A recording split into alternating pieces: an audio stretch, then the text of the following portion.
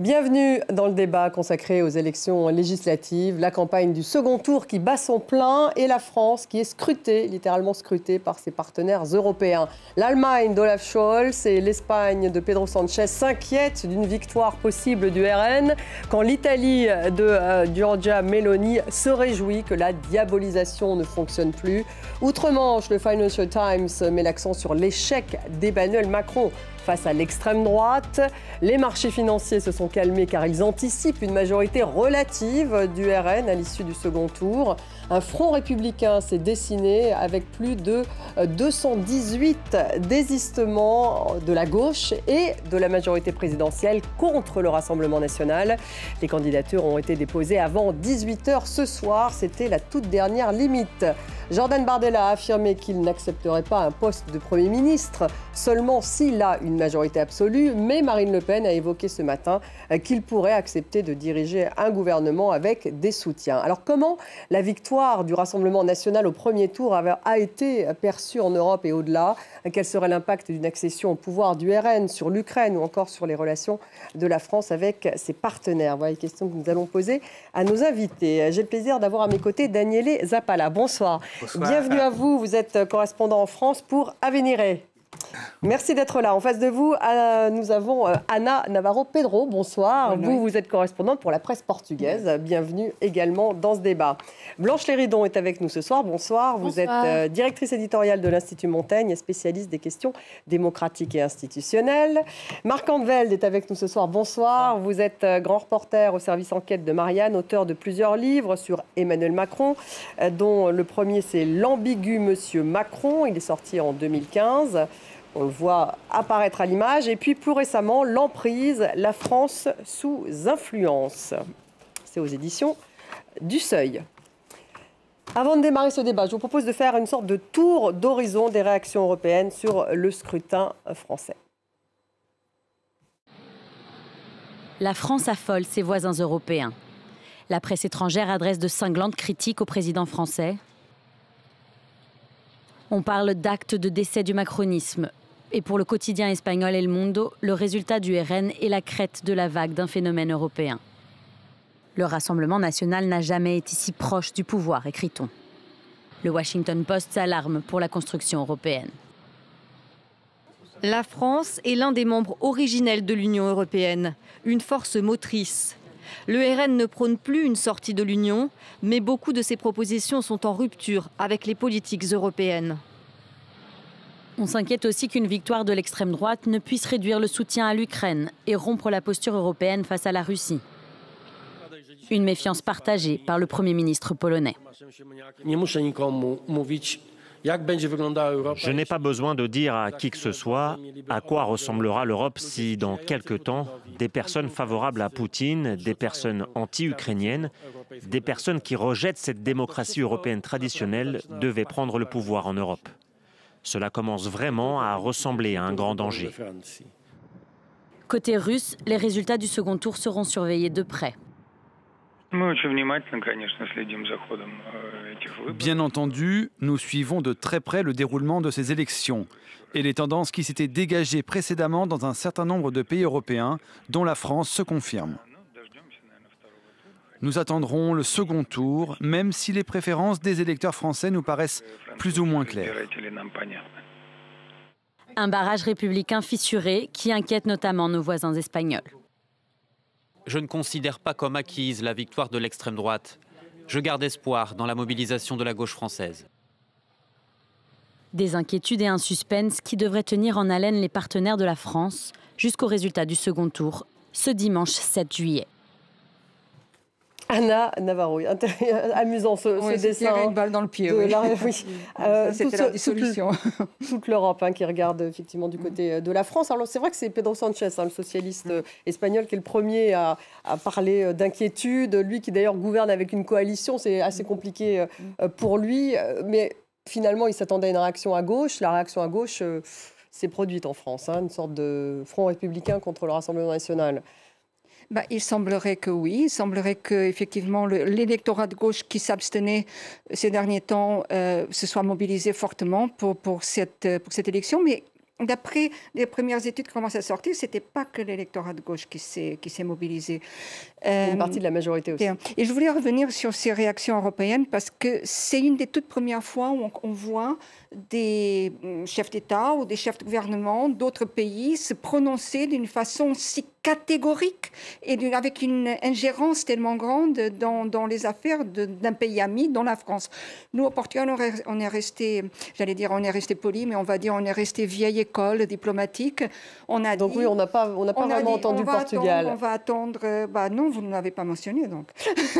On va attendre le deuxième tour. Rien n'est joué. On verra ce qui va en sortir comme gouvernement et puis espérons qu'il y aura une possibilité de gouvernement qui saura maintenir les dynamiques extérieures et intérieures de la France. Vous voyez, on ne peut pas être plus diplomatique. On ne peut pas être plus diplomatique. Ouais. C'est vrai que la France est un partenaire économique important pour nous, le deuxième le plus important. C'est vrai que sur les scènes internationales, que ce soit à l'ONU, que ce soit en Union européenne, le Portugal et la France sont souvent ensemble, ont vraiment des prises de position organisées, négociées ensemble. Et donc, il y a derrière ces mots très, très polis, il y a une véritable inquiétude. On voit que les commandes qui devraient commencer à venir maintenant de la France au niveau du commerce extérieur, on est en attente. Donc on voit qu'il y a une inquiétude quand même qui se manifeste et nous on est très inquiets au Portugal derrière la politesse.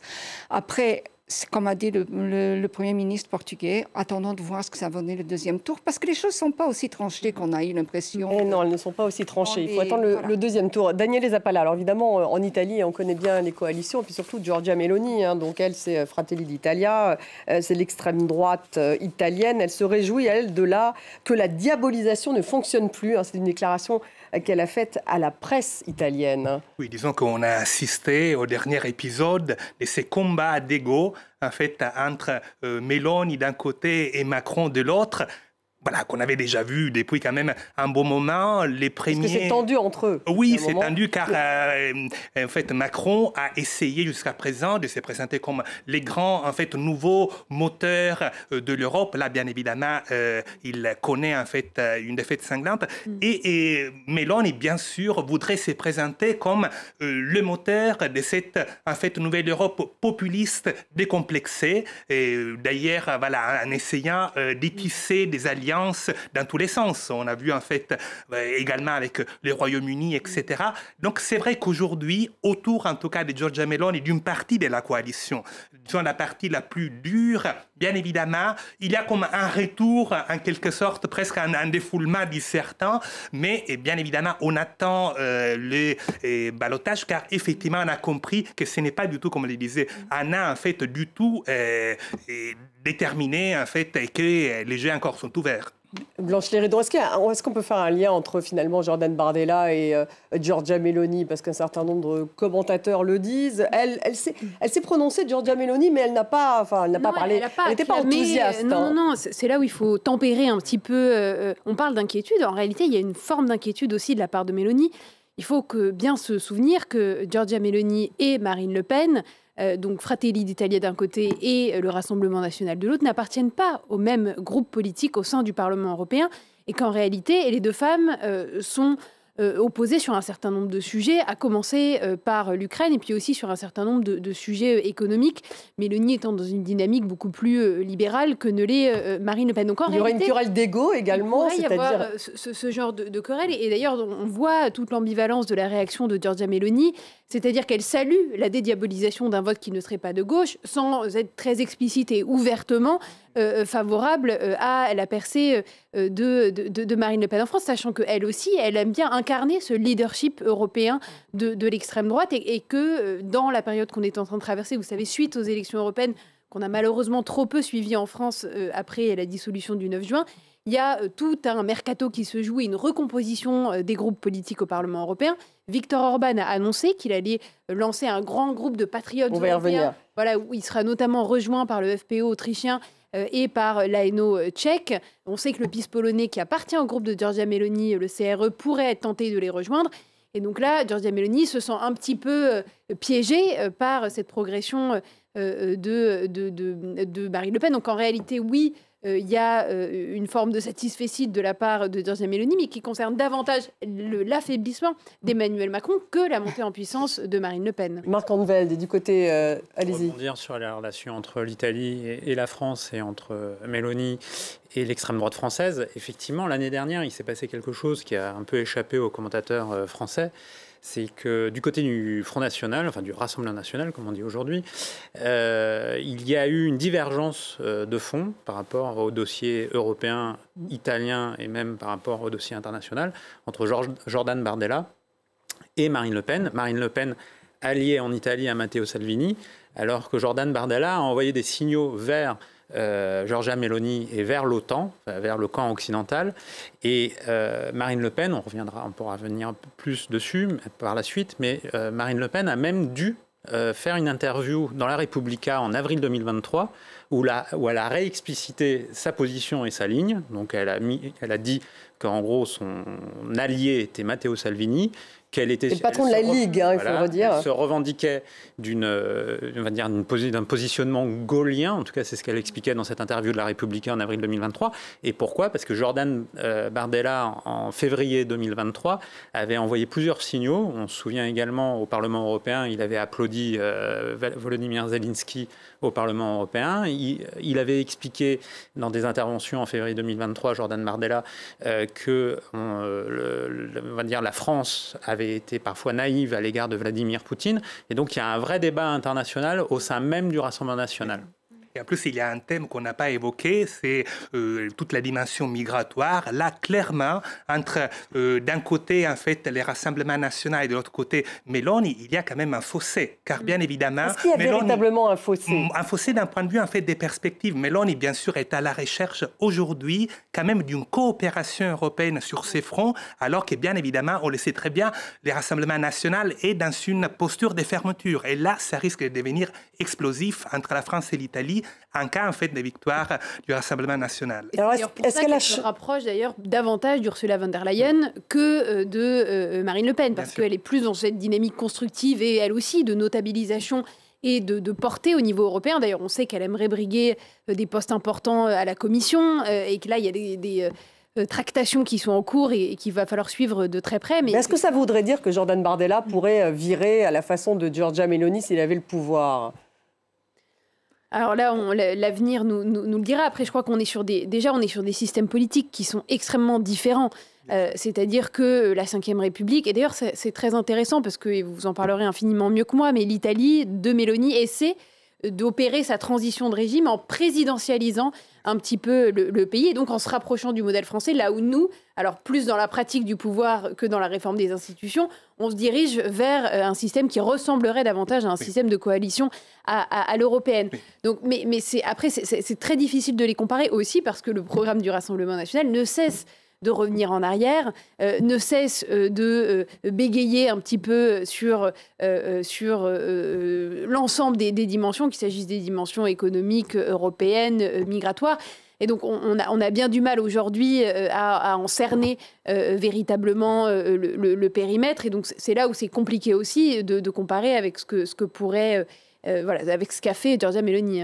Anna Navarro, c'est vrai que c'est intéressant de voir que là, on est en train de parler, parce que justement, il y a cette stratégie de désistement du côté de la majorité et du côté du nouveau Front populaire pour contrer le RN, donc y compris Gabriel Attal qui parle d'une sorte de coalition qui pourrait être très large. Plurielle. Voilà, coalition plurielle, donc on ne sait pas très bien ce que ça veut dire. Oui, ça ressemble un peu à la péninsule ibérique, ça ressemble un peu à l'Italie, non ? On commence à parler de coalition en France, donc ce qu'on faisait pendant la Troisième République ou la Quatrième. Fichtre. Fichtre, oui, donc vous dites fichtre, vous. Donc, non, mais par rapport au programme, effectivement, d'abord, c'est la première fois où on dit que dans ces élections, la France est peut-être en train de choisir plutôt un Premier ministre qu'une majorité parlementaire pro-présidentielle. Et donc ça, c'est très intéressant. On parlait de ceux qui étaient premiers ministrables potentiellement. Et ça, c'était la première fois qu'on a eu ce débat en France, alors que dans les autres pays, en règle générale, quand on vote pour les législatives, on vote pour un Premier ministre aussi. Et puis deuxièmement, par rapport, pour revenir juste sur Jordan Bardella, c'est effectivement, il devient Premier ministre, qui n'est pas assuré pour l'instant. Et est-ce qu'il mettra de l'eau dans son vin? Ce n'est pas exclure. Giorgia Meloni, on disait on va voir ce qu'on va voir quand elle arrive au pouvoir. Ce qu'on a vu, c'est Ursula von der Leyen lui expliquer quelques fondamentaux de budget et de l'argent européen, secondé par Mario Draghi. Et du coup, le pragmatisme a pris le dessus à Rome. Et c'est probablement ce qui se passera ici, parce que comme Marine Le Pen dit qu'il faut diminuer la contribution française au budget de l'Union européenne parce que la France est contributeur net, elle oublie que la France reçoit beaucoup plus en tout qu'elle n'en donne à l'Union européenne via la PAC, via les subventions, via Next Generation, ce programme de relance de l'économie européenne. Donc vous doutez du fait qu'elle pourrait se dire qu'elle veut changer l'Europe de l'intérieur, un peu comme Orban. C'est un peu son modèle, Orban. C'est un peu son modèle, Orban, mais vous avez vu qu'Orban joue le jeu, lui qui ne peut pas supporter Zelensky, bien il est allé voir Zelensky à Kiev. En parlant d'un plan de paix, enfin il n'est pas exactement sur la même ligne. On va aller en Allemagne, parce qu'évidemment les Allemands, avec Olaf Scholz, qui lui est de gauche, chancelier Olaf Scholz, qui est affaibli d'ailleurs par la défaite du SPD aux européennes. On va écouter justement la chef de la diplomatie allemande, Annalena Baerbock, c'était hier. J'aimerais être claire. L'Allemagne et la France ont une responsabilité particulière pour notre Europe commune. Et on ne peut pas rester indifférent quand dans un pays voisin, qui est notre principal partenaire et ami, un parti qui considère l'Europe comme un problème gagne largement les élections européennes.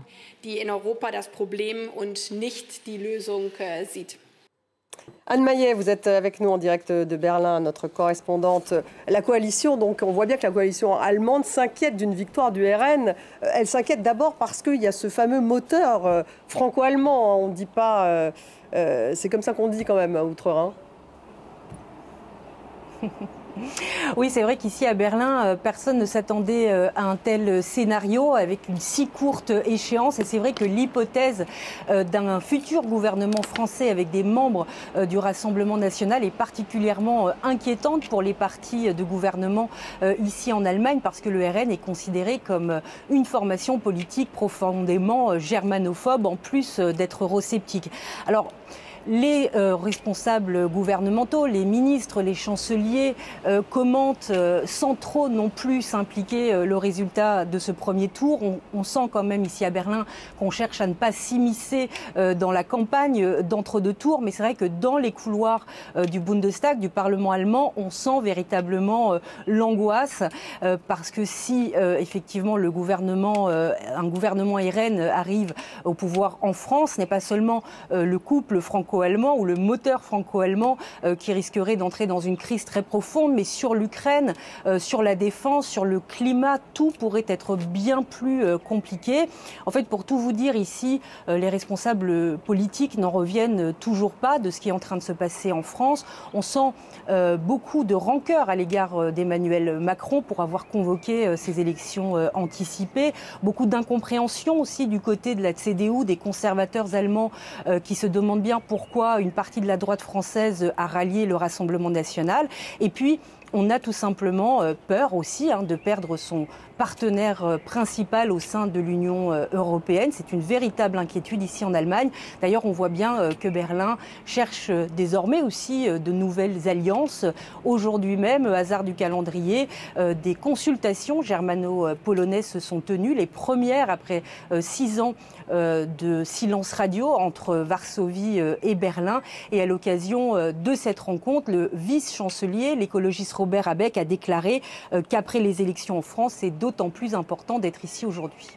Et l'AfD également, Anne, qui au contraire croise les doigts, je les cite, croise les doigts pour le second tour. L'AfD, l'extrême droite allemande, ils sont d'ailleurs très bien placés pour les élections régionales dans les Landes de la Saxe, le Thuringe et le Brandebourg. Ça, c'est en septembre. Donc l'AfD, bien sûr, a un discours inverse. Oui. Alors, il faut dire tout de même qu'actuellement, les relations entre le Rassemblement national et le parti d'extrême droite allemand AfD ne sont clairement pas au beau fixe. Elles sont au contraire glaciales et très tendues, puisque vous le savez, Marine Le Pen a fait exclure les députés européens de l'AfD de leur groupe commun après des propos négationnistes particulièrement choquants qui ont été tenus par le chef de file de l'AfD pour les européennes. Mais ceci dit, c'est vrai que les succès électoraux et la normalisation du Rassemblement Rassemblement national, ce sont effectivement d'excellentes nouvelles pour l'AfD. Ce sont des partis qui jouent sur les mêmes ressorts, le pouvoir d'achat, l'immigration, ce sont des partis eurosceptiques. Et puis, pour avoir suivi l'évolution de l'AfD ici en Allemagne ces dernières années, on voit bien aussi que l'AfD s'est largement inspirée du Rassemblement national, tout comme du FPE en Autriche, pour se normaliser, pour chercher à se normaliser. Le parti s'est professionnalisé, il est très présent sur les réseaux sociaux, ses dirigeants soignent leur image et leur langage, et cela aussi, eh bien, ça commence effectivement à porter ses fruits, notamment dans l'est du pays, où ce parti effectivement est crédité d'environ 30% des intentions de vote aux élections régionales que vous avez évoquées. Merci Anne Mayet, donc en direct de Berlin. Marc Andvel, peut-être une réaction justement sur ces réactions en Allemagne, donc cette coalition évidemment très inquiète et en même temps l'AfD au contraire qui loue finalement cette victoire au premier tour du Rassemblement national. Intéressant de voir aussi que la CDU, donc le parti conservateur allemand, est plutôt choqué par cette alliance du RN avec Éric Ciotti.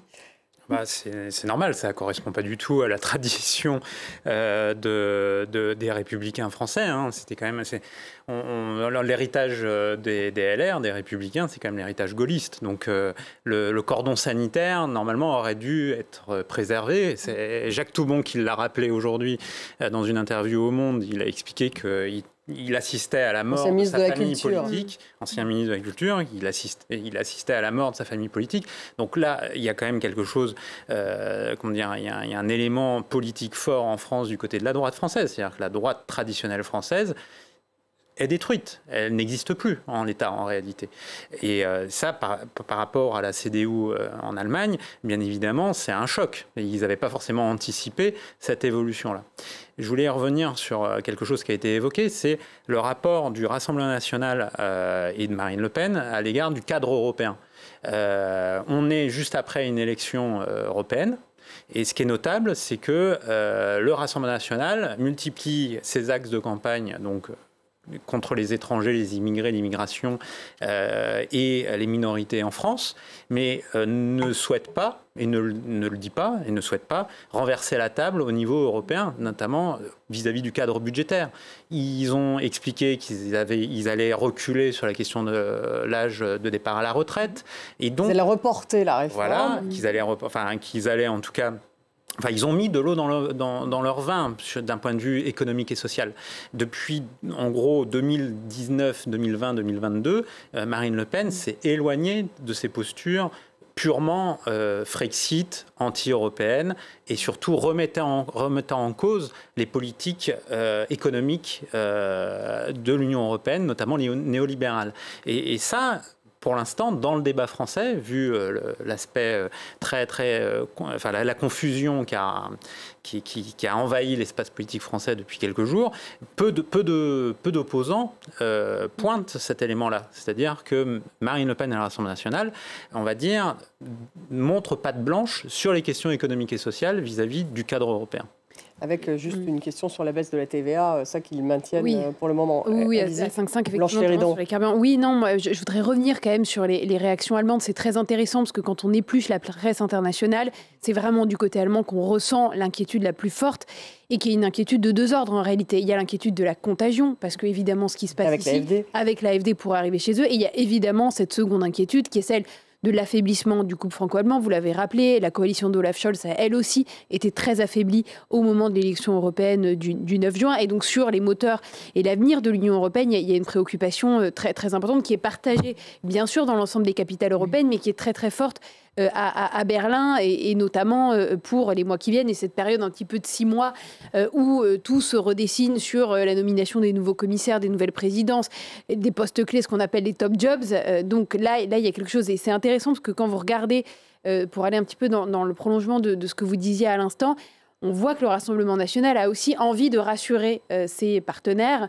Et notamment, il y avait dans la phase, donc dans la Frankfurter Allgemeine Zeitung cette semaine, une interview de Philippe Ollivier, qui est un des plus proches conseillers de Marine Le Pen et qui tentait de dire on ne va pas tout bousculer, on va pas, et qui essayait de rassurer. Donc on voit que là aussi, quand on regarde aujourd'hui les déclarations du Rassemblement national en 2017 sur l'Europe, c'est pas un pas qui a été franchi, il y a un abysse, il y a un gouffre dans les positions, dans le langage, dans la rhétorique.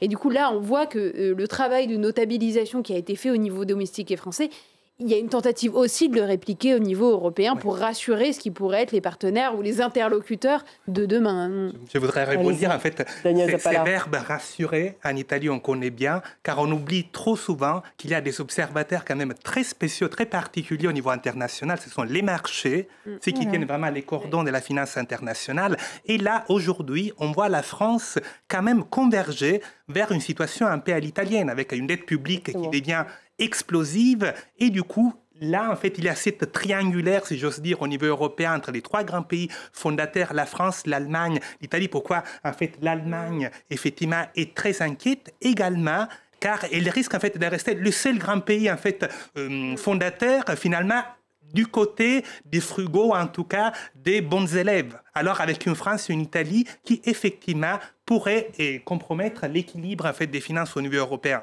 Anna Navarro, là-dessus. Oui, c'est l'un des grands problèmes que le Portugal voit par rapport à la France. C'est effectivement cette question de la dette française qui peut amener, c'est la deuxième plus grande économie de l'Union européenne. Si la France se trouve dans une situation économique fragile, toute l'Union européenne souffrira, nous inclus. Et il ne faut pas oublier que la France va lancer certains emprunts. Pour l'instant, elle a encore des atouts pour qu'ils soient pris, mais la France a besoin de 300 milliards par an juste en emprunt pour fonctionner. Mais donc, on a vu que les marchés financiers étaient quand même ces dernières semaines assez inquiets. Là, ça s'est calmé. Ils avaient intégré par avance la première place du Rassemblement national. On verra ce qui va arriver la semaine prochaine, dimanche prochain, mais ce n'est pas seulement une victoire avec majorité absolue du Rassemblement national qui pourrait inquiéter, ce serait vraiment une période d'instabilité très grande en France, avec des blocs, deux blocs ou trois blocs sans majorité, sans aucune majorité. Oui, qu'il n'est pas à exclure, ce scénario d'un blocage institutionnel, ça c'est encore possible. Viktor Orban, en tout cas, qui était à Kiev, vous le rappeliez aujourd'hui, prend donc la présidence du Conseil européen pendant 6 mois. Alors lui, bien sûr, il a un peu réagi à la victoire du Rassemblement national au premier tour. Et il a lancé en fait ce nouveau groupe au Parlement européen parce qu'effectivement, il se passe des choses depuis ces élections européennes. On va l'écouter. Une nouvelle ère commence ici et le premier moment, peut-être décisif de cette nouvelle ère, est la création d'une nouvelle faction parlementaire européenne qui en changera la politique. Donc là, très clairement, il veut une sorte d'union de... C'est aussi ça. Sa petite revanche. On sait qu'en fait, avec la Pologne, finalement, qui est sortie du schéma en fait nationaliste, bien évidemment, Orban, quand même, il était sorti affaibli.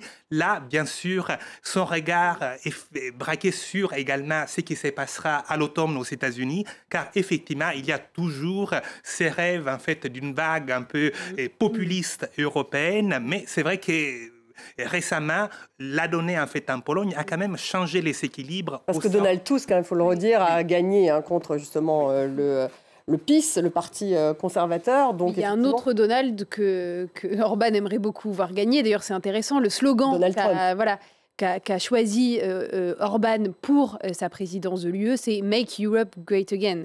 Et donc, dans la filiation directe avec le MAGA américain et avec un désir revendiqué, affiché de voir une victoire de Donald Trump au mois de novembre. Et donc on a là effectivement, on l'a dit à l'instant, une France et une Allemagne affaiblies, une Mélanie montante et avec énormément d'ambition et d'aspiration, un Orban qui prend la présidence tournante de l'UE. C'est vrai que le deuxième tour va être scruté de près. L'extrême droite est toujours européenne, est toujours extrêmement divisée. Elle a d'innombrables chapelles patronage d'innombrables types de saints. Oui, mais sur la vision illibérale de l'Europe, est-ce que c'est pas ça qui les rapproche ? Cette vision illibérale de l'Europe, elle n'est pas exclusive du populisme. Ce mot a été quand même avancé par Fareed Zakaria, qui est un très grand journaliste aux États-Unis, de CNN. Et c'était pour désigner les économies occidentales actuellement, donc les États-Unis et le Canada et l'Europe, parce qu'il y a effectivement, si les populismes montent, c'est parce qu'il y a une tel manque de confiance de la part des citoyens en ceux qui nous gouvernent, un tel mécontentement, une telle frustration, une telle colère aussi à voir que les richesses produites ne sont pas distribuées redistribuées d'une façon juste, comme avant. Ils ne demandent pas que ce soit fait l'égalité partout, non, mais on demande quelque chose de plus juste, un peu plus de miettes quand même. Et c'est pour ça que Fareed Zakaria, c'est pas les populismes, il a vraiment attribué à nos économies telles qu'elles sont gérées par un Macron, par un Boris Johnson, par un Biden ou par un Trudeau. La démocratie illibérale. Illibérale. Donc justement, parce que c'est ça la vraie différence, Marc Anveld, entre la démocratie libérale, donc défendue par l'Union européenne, et puis cette démocratie illibérale défendue par Viktor Orban et donc Marine Le Pen. Est-ce que ça serait son modèle, Viktor Orban ? En tout cas, c'est un de ses alliés. Oui, mais pour rebondir sur ce qui a été dit, deux choses. La multiplication des critiques à l'égard d'Emmanuel Macron, c'est lié effectivement par rapport à la prochaine échéance à l'automne, enfin à la fin de l'année, concernant les États-Unis et un éventuel retour de Donald Trump. Tous les regards sont tournés vers cette échéance-là en réalité. Et concernant Orban, par exemple, l'année dernière, il y a eu les forces conservatrices américaines, et notamment trumpistes, qui sont retrouvées à Budapest et étaient présents lors de cette rencontre-là, étaient présents Marion Maréchal Le Pen, mais également Jordan Bardella, qui était également présent. Donc l'international... Donc il y a bien ces réseaux tout de même de nationaux populistes. L'international illibéral, pour reprendre ce terme-là, et effectivement là, mais juste pour aussi rebondir sur ce qui a été dit là à l'instant, effectivement, il n'y a pas une opposition libéralisme politique, illibéralisme politique. L'éléphant qui est au milieu de la pièce, c'est quand même celui des politiques économiques et sociales menées dans le cadre de l'Union européenne. À un moment donné, est-ce que les gouvernants européens vont faire davantage des politiques sociales et en direction des populations pour répondre aux poussées populistes d'extrême droite ou pas? Ça, c'est la question qui est aujourd'hui posée. Et si on ajoute à ces politiques économiques, parallèlement, on a observé dans tous les pays une sorte de militarisation des forces de l'ordre, une utilisation des forces de l'ordre par les gouvernements plutôt pour se défendre, de façon croissante pour se défendre des populations, par exemple, et donc des lois parfois liberticides ou partiellement liberticides, dans le sens de défendre le pouvoir, l'exercice du pouvoir face au mécontentement des populations. Et c'est là aussi, ça vient compléter ce cadre d'injustice sociale et économique. C'est vrai que quand on parle en fait de dimension illibérale, il faut distinguer la dimension économique de la dimension effectivement sécuritaire, etc. L'Italie, c'est l'exemple même, effectivement, Meloni, d'un point de vue en fait économique, et pour en fait prolonger elle est libérale, elle est pour prolonger en fait les rôles quand même de l'Italie en tant que deuxième exportateur de la zone euro. Et c'est vrai que là nous sommes en fait dans une dynamique où encore on attend les nouvelles ADN en fait politique finalement de ces formations. Il y a des transformations en cours avec effectivement des figures complètement hybrides comme dans le cas en fait de Meloni. En tout cas, ce front républicain qu'on a vu se former aujourd'hui avec ses 210 désistements justement en cas triangulaire contre le Rassemblement national est lié justement à ce tout sauf le Rassemblement national. Et on va écouter Marine Le Pen, c'était ce matin, elle parle de coup d'État administratif.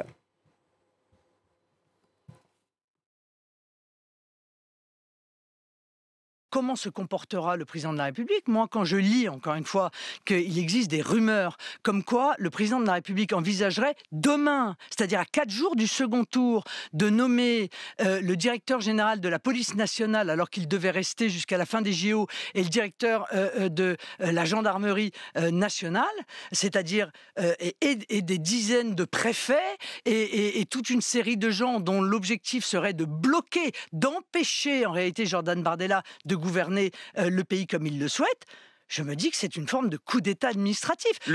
Là, vous connaissez aussi ce langage, coup d'État administratif. Ce sont bien évidemment des punchlines, des formules, mais c'est vrai que là est évoqué en fait les JO. C'est un thème en fait dont on ne parle pas, mais dans les prochains jours ou en tout cas prochaines semaines pourrait devenir vraiment crucial. En fait, ces paradoxes incroyables entre l'ouverture en fait de la France à l'international avec les JO et un gouvernement ou en tout cas un parlement qui est au contraire à l'enseigne de la fermeture. Ce qui est intéressant là dans cette nouvelle séquence d'entre-deux tours, c'est que Marine Le Pen revient un petit peu à une rhétorique antérieure, c'est-à-dire le reste du monde contre nous. Là où, avant le premier tour, on avait quand même un accent qui était porté sur la diabolisation d'une gauche qu'on voulait qualifier d'extrême, et avec un accent qui était porté sur la France insoumise notamment. Là, on voit qu'elle revient dans cette dynamique coup d'État administratif. Elle revient un petit peu aussi dans cet amalgame avec l'ensemble des forces républicaines qui se rejoindraient. Regardez, c'est le système qui à nouveau reprend la main et essaie de vous ôter votre parole démocratique et citoyenne. Et donc on voit que là, l'évolution, elle est très intéressante. Elle est d'ailleurs similaire. Il y a une évolution aussi dans le discours du camp présidentiel, où la diabolisation de la gauche, effectivement, a été bien amoindrie depuis dimanche soir. Oui, depuis 2 jours. Voilà, et là, c'est intéressant, comme Marine Le Pen renoue un petit peu avec sa rhétorique initiale et fondatrice sur cette dénonciation des élites et d'un coup d'État administratif où elle va venir diaboliser cette administration surpuissante qui l'empêcherait. Déjà, elle se prémunit aussi dès aujourd'hui contre des accusations de « Ah, mais le RN est au pouvoir, vous n'en faites pas suffisamment ». Surtout, elle essaye quand même de capter d'autres votes, d'autres voix dont elle a dont le Rassemblement national a bien besoin parce qu'ils ont eu finalement moins de 30 en tant que parti. Et là, c'est l'écart de la rhétorique populiste. Aux États-Unis, on voit la même chose. En fait, c'est les élites qui empêchent au peuple finalement de s'exprimer. Là, c'est un retour aux fondamentaux, entre guillemets. Reste à voir si Chirac ou Mitterrand avaient fait quelque chose de semblable avant une cohabitation. Je n'en suis pas sûre. On va l'écouter aussi. C'était ce matin sur l'Ukraine. Elle s'est prononcée, Marine Le Pen. C'est Emmanuel Macron qui souhaitait engager des militaires français au péril de leur vie sur le territoire ukrainien. Et c'est lui qui souhaitait, qui en réalité mettait en œuvre une forme d'escalade dans ce conflit. Au contraire, l'élection d'une majorité de députés Rassemblement national permettra de ne pas entrer en guerre, puisque Jordan Bardella a dit de la manière la plus claire qui soit qu'il était opposé à l'envoi de troupes sur le sol ukrainien. Ça ne veut pas dire qu'on arrête d'aider l'Ukraine, madame, parce que nous sommes pour la formation de militaires ukrainiens sur le territoire français comme nous l'avons fait, en Pologne comme nous l'avons fait. Nous sommes pour aider l'Ukraine de toutes les manières possibles, avec cette limite que nous ne souhaitons pas de troupes françaises en Ukraine et nous ne souhaitons pas l'envoi d'armes de longue portée qui pourrait entraîner précisément un conflit mondial. Marc Andvel, donc là, on n'est pas sur la même ligne, effectivement, que celle d'Emmanuel Macron, très clairement. Oui, et d'ailleurs, elle sait, pour le coup, que l'opinion française est particulièrement rétive à l'envoi de troupes, et donc les déclarations très ambiguës du président de la République sur l'éventuel envoi de troupes françaises en Ukraine a énormément été, a été mal perçu par l'opinion française. Et ça, Marine Le Pen, elle sait complètement, elle joue sur du velours d'une certaine manière en disant ça. C'est une tactique d'une roublardise, si j'ose dire, redoutable, car au départ, en fait, tous les dossiers de l'Ukraine étaient l'un des points faibles, en fait, du Rassemblement national, le passé, en fait, les liens avec Moscou, etc. C'est vrai qu'elle a trouvé la faille, et là, en fait, on voit qu'elle a su, en tout cas, retourner pour en fait contre-attaquer. Et qu'elle reprend aussi la rhétorique d'Orban, qui s'érige lui-même en grand défenseur de la paix. C'est d'ailleurs le message qu'il a essayé de porter auprès de Volodymyr Zelensky aujourd'hui en Ukraine. Et donc là, elle revient, voilà, nous, on est le camp de la paix, et elle essaie d'instaurer cette image-là. Et un autre élément intéressant pour essayer à nouveau être dans une position très critique vis-à-vis d'Emmanuel Macron, c'est que depuis quelques jours aussi, et ça a beaucoup inquiété nos partenaires européens, elle revient sur ce qu'elle dit être le statut très honorifique de chef des armées qui serait prévu dans la Constitution. Et là-dessus, c'est vrai, alors les constitutionnalistes, il y a beaucoup de débats en ce moment sur l'interprétation de ce domaine réservé qui en réalité n'a pas d'existence juridique en soi. Et donc on sent venir, dans le cas d'une cohabitation avec le Rassemblement national, une espèce de rapport de force sur qui a la prérogative finale s'agissant des questions de défense et d'affaires étrangères. Et on se rend compte que la Constitution n'est en réalité pas si claire que ça. Elle n'est pas claire et on sent, enfin, si cohabitation il devait y avoir, elle serait plutôt confrontationnelle. Enfin, ça serait certains complexe. constitutionnalistes disent qu'en fait, en cas d'une cohabitation, mettons Jordan Bardella, Emmanuel Macron, qu'Emmanuel Macron aurait le droit de vouloir et d'envoyer des soldats, par exemple, sur le territoire ukrainien, mais que Jordan Bardella aurait le pouvoir de les empêcher d'avoir des armes et des munitions, parce qu'il faudrait sa signature pour qu'il soit armé. Donc, du coup, c'est la dissuasion totale, là. Alors, avec ces 210 désistements, on peut dire que la plus forte probabilité, même si bien sûr il n'y a pas que celle-là, ça serait plutôt donc une majorité relative du côté du Rassemblement national. Donc là, je reviens un petit peu à ce début d'émission, justement avec vous, Daniel Zappala. Est-ce qu'on peut s'inspirer de l'expérience italienne? Est-ce qu'on peut s'inspirer des expériences espagnoles, portugaises, dans un pays comme la France avec des institutions de la Ve République? Disons que ce sont des pays en fait très différents, mais les correspondants italiens comme moi, nous sommes très étonnés par finalement l'adoption soudaine presque en fait des concepts italiens, comme par exemple les gouvernements techniques. Oui, alors on parle de gouvernement technique. Voilà, jusqu'à il y a quelques années, quand j'évoquais ces concepts, on me regardait en fait, voilà, on ne comprenait pas. Parce que c'est une ruse macroniste. Oui, et du coup, en fait, là, pour les coups, on se sent presque effectivement comme un laboratoire de l'Europe. C'est vrai que c'était du temps donc de Mario Monti, Mario Draghi, c'était ça les gouvernements techniques. On met un technicien à la tête. Quand il y a véritablement une mêlée, et effectivement, on ne peut pas véritablement gouverner. Effectivement, on met un technicien en Italie, c'est souvent des anciens gouverneurs en fait de la Banque d'Italie. On estime que voilà, cela rassure sur tous les marchés. Mais c'est vrai que c'est très étonnant de voir cette italianisation, en tout cas pour certains aspects de la situation politique française. Anna Navarro. Au Portugal, actuellement, on a 2 blocs au Parlement, gauche et droite, qui sont à 2 députés de différence. L'extrême droite peut vraiment là servir de faiseur de roi, faire tomber le gouvernement si elle le souhaite. Mais pour l'instant, il y a la gauche dit OK, on a perdu, on n'a que 2 députés de moins, mais on a perdu, on n'a pas été choisi, donc on laisse sa chance à la droite. Et surtout, on essaye, pour l'instant, ils essayent vraiment de ne pas faire tomber le gouvernement, de le laisser s'affirmer, parce qu'on ne veut surtout pas que les marchés nous imposent des taux d'intérêt pour des emprunts dont on a besoin. Donc là, c'est une large coalition ou c'est une coalition? Non, la droite gouverne toute seule, mais la gauche peut voter contre certaines choses, mais ne lui met pas des bâtons dans les roues. Il y a une sorte, c'est le parlementarisme. Mais l'extrême droite est à combien?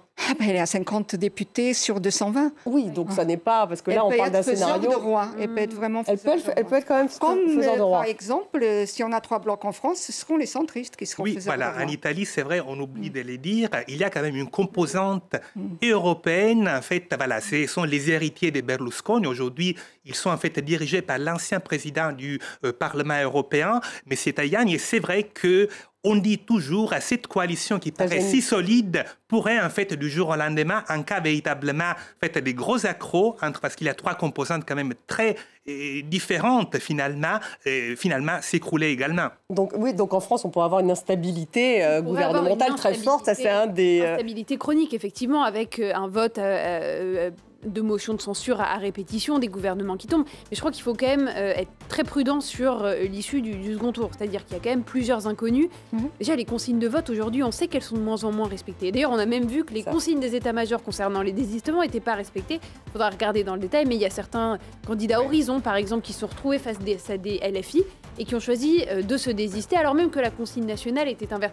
Donc je crois qu'il faut être très prudent. Il y a aussi l'inconnu de l'abstention. On sait qu'il y a toujours une petite régression de participation aux législatives entre le premier et le second tour. Là, on est en plus au début des vacances d'été, où il y a énormément d'électeurs qui ne seront pas satisfaits, qui ne se reconnaîtront pas dans l'offre politique du second tour. Il peut y avoir des votes blancs, il peut y avoir des votes nuls. Donc il ne faut pas se dire que c'est joué d'avance et qu'on se dirige vers cette chambre. Rien n'est joué, ça c'est la conclusion. Merci beaucoup Blanche Léridon, merci beaucoup Daniel Zappala, Anna Navarro Pedro, merci Marc Andevelde d'avoir été avec nous ce soir. Merci à vous tous de nous avoir suivis. Vous retrouvez l'émission sur les réseaux sociaux également en podcast. À demain et merci aussi à l'équipe technique.